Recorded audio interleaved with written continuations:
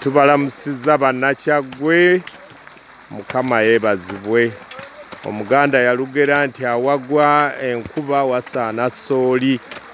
Bannamukono baabano basimbudde oluvannyuma lw'akasana n'ekyeyo okubookya enjala, enkuba olutonye basitukiddemu.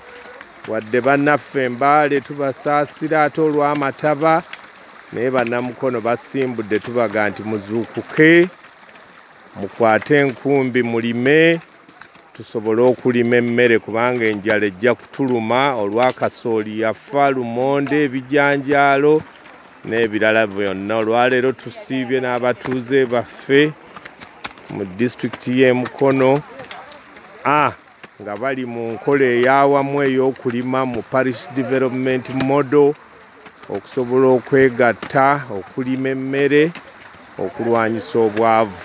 N'abalala tubakubiriza muzuukuke, kwata enkumbi, kwata ejjambiya, mutandike okusambula.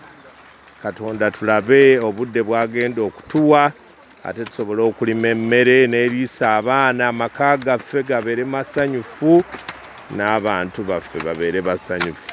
Kale tubeebaza abaami bano n'abakyala abakolera awamu bwe bati, era naffe twegattira nabo awamu ng'abakulembeze mu disitulikiti y'e Mukono.